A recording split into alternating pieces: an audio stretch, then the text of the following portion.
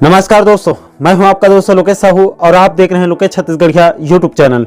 आप सभी साथियों का हमारे इस चैनल पर बहुत बहुत स्वागत है, बहुत बहुत अभिनंदन है। दोस्तों, इस वक्त शिक्षा विभाग से शिक्षकों के ट्रांसफर को लेकर एक बड़ी खबर मिल रही है। आज 14 मार्च 2023 को डीपीआई ने एक आदेश जारी किया है और इस आदेश में सभी जिला शिक्षा अधिकारियों को निर्देश दिया गया है।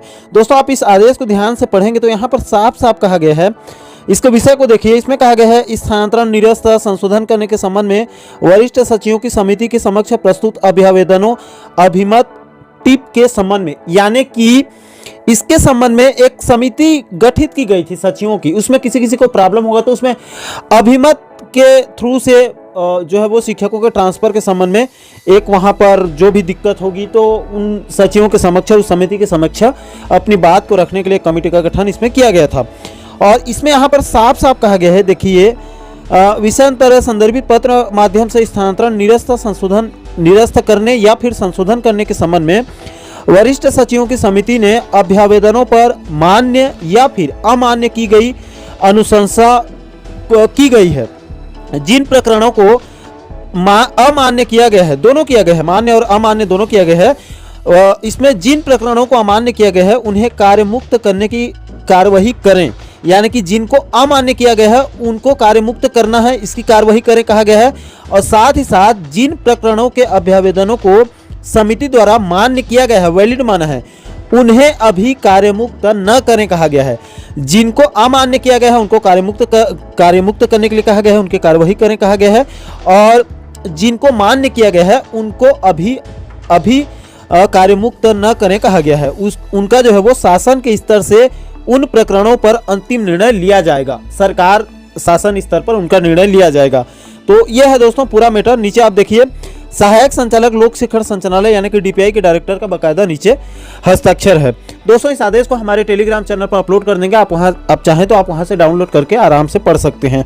और ट्रांसफर को लेकर बार बार पूछा जा रहा है अलग अलग विभागों से कि जो बची हुई लिस्ट है शिक्षा विभाग से भी और बाकी अन्य डिपार्टमेंट से, तो दोस्तों मैं आप लोगों को एक लाइन में बता दूं कि बाकी जो ट्रांसफर बची है सभी विभागों की मैं बात कर रहा हूं। इसमें फिर आप कमेंट में ये मत लिखना कि शिक्षकों का सिर्फ आप बताते हैं, सभी विभागों का मैं बता रहा हूं जितने भी ट्रांसफर लिस्ट बची है, क्योंकि एक लिस्ट ऑलमोस्ट सबसे जारी हो गई थी सभी विभागों से, सहायक शिक्षकों को छोड़कर बाकी सभी डिपार्टमेंट से एक एक लिस्ट जारी अब तक हो चुकी है।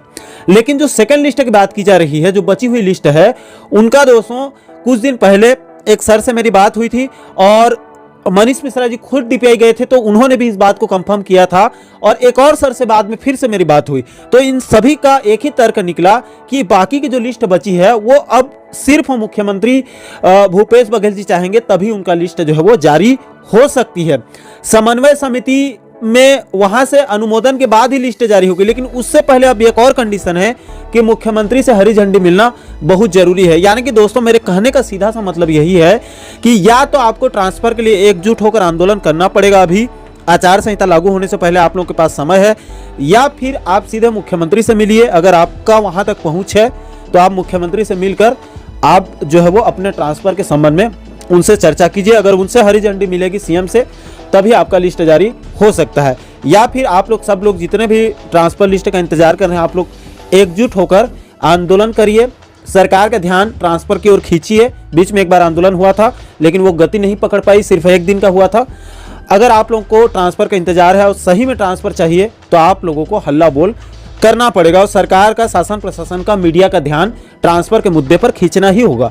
तभी आप लोगों की बची हुई लिस्ट जो है वो आचार संहिता लागू होने से पहले जारी हो सकती है। नहीं तो फिर अभी की स्थिति में और ट्रांसफर लिस्ट जारी होना बहुत मुश्किल है। मैं समन्वय समिति की बात कर रहा हूं। बाकी जो रूटीन प्रोसेस है, जैसे पुलिस विभाग का और कई अन्य विभागों का जो बीच बीच में 2 महीना 3 महीना में ट्रांसफर होता है, उन लोगों का रूटीन प्रोसेस से ट्रांसफर होता जाएगा, उनका कोई दिक्कत नहीं है। लेकिन जो समन्वय समिति वाली बात है उसके लिए आप लोगों को एकजुटता दिखानी पड़ेगी। बाकी दोस्तों, इस ट्रांसफर के मुद्दे पर आप लोग क्या सोचते हैं या आपके और कोई सवाल रह गए हैं तो आप नीचे कमेंट सेक्शन में हमें जरूर बताइए। तो दोस्तों, आशा करता हूं कि आप इस वीडियो के माध्यम से पूरे मामले को अच्छे से आप समझ गए होंगे। दोस्तों, इस पूरे मुद्दे पर आपकी क्या राय है, आप नीचे कमेंट सेक्शन में अपनी प्रतिक्रिया जरूर दीजिएगा।